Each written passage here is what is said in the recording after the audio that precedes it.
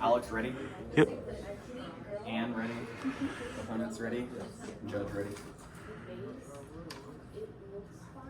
I'd like to begin off my speech with a quote that the negation mentioned. The quote states that nobody should be forced or coerced to die. Now, I'd like to mention that physician-assisted suicide wouldn't be forced or coerced. Sure, an insurance company might be able to suggest this, but like pretty much all forms of medical care, physician-assisted suicide especially would be an optional solution. Physician-assisted suicide isn't mandatory. I'm sure the majority of us would agree, if not all of us, would agree that nobody should be forced or coerced to die. This is because, and this is true. However, physician-assisted suicide in and of itself would be an optional solution. It's something someone can choose to take if they choose so, if they feel that this is the best route to go. I have some more points to get to. I'll get back to you in a minute. I'd like to now lead into some of my own personal experience. So I was in Vancouver, Washington, when British Columbia legalized physician-assisted suicide. The reasoning of why I'm mentioning this is because it shows us an example of how people reacted to the situation. I saw people's reactions from both British Columbia, Washington State, and Oregon. People's reactions were overwhelmingly positive. And while this isn't a statistic to mention here, it does show, from my own personal experience, how people would react to this. People were overall happy that this became an option because it gave people the option to not have to suffer anymore, to not have to go through pain, and to not have to deal with these medical bills. And like I mentioned, physician-assisted suicide would be optional. People aren't forced into physician-assisted suicide. People will choose that route if they feel like this is the best way to maximize their quality of life. Now, I'd like to then transition to quality of life itself. Part of the practice of medicine is improving people's health, but also improving people's quality of life.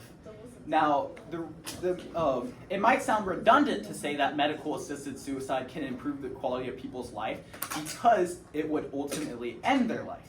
However, if people who choose to go through medical-assisted suicide have terminal illness, like examples my partner mentioned, are suffering, are going through pain, there is no solution, there is no cure that would take them out of this pain entirely. Medical-assisted suicide gives them an option to increase their well-being because they've already tried things. They've already tried ways of treating their problems and things such as that. And while yes, there may be things like painkillers that can be prescribed to people, ultimately those people are still choosing to go through physician-assisted suicide. They have looked at painkillers. They may have tried painkillers and came to the conclusion that the quality of life that they still have, that the life that is already very short, isn't worth living. And now, I'd like to transition this again to something else.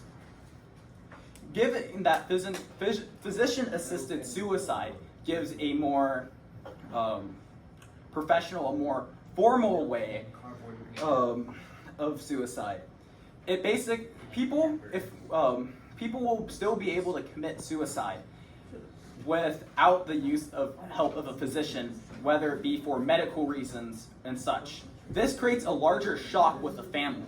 If a family is aware that a family member would be going through physician-assisted suicide, they're aware of this whole process, they're able to schedule it, they're able to be there for their family members' last moments. This doesn't necessarily mean that a family member who might commit suicide without the use of a physician would hate their family and not want them to know about this. I'm simply saying that from a whole family perspective and the loved ones for the person who is suffering, physician-assisted suicide gives them a much more formal option to see the last moments of that person's life, to not leave those families with shock that there's someone who they loved didn't tell them that they were planning on committing suicide. And I'd like to mention again, because it is crucially important, the physician-assisted suicide itself would be an option.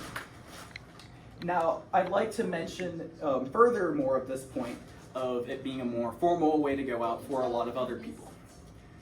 Committing suicide in and of itself has risk. Obviously, the goal of the risk, the ultimate outcome would be the loss of your own life. However, many people who try committing suicide by themselves are unsuccessful and it doesn't end up happening. This can cause more suffering.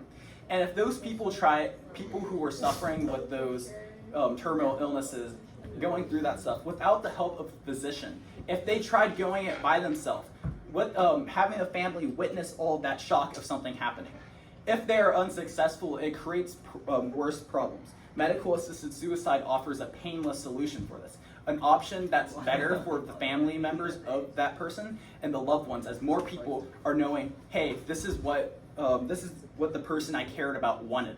This is the option that they took, and this would help with grieving because people would know that, hey, this person's life at the end, the life of this person at the end was far more comfortable than had they tried doing it themselves.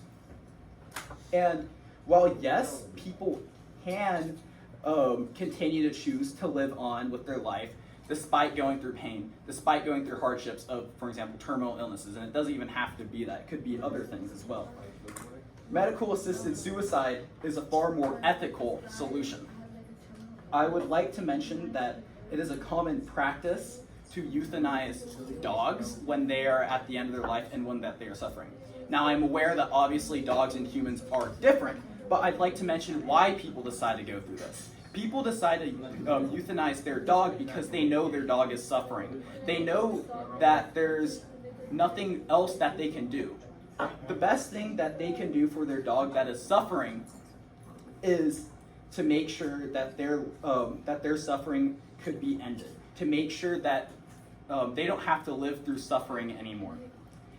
And this also ties back to some of my main points, being that people can choose to go through medical-assisted suicide.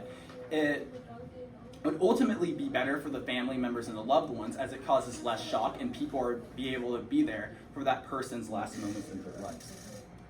And for these reasons, I reaffirm the policy that this House would legalize physician-assisted suicide.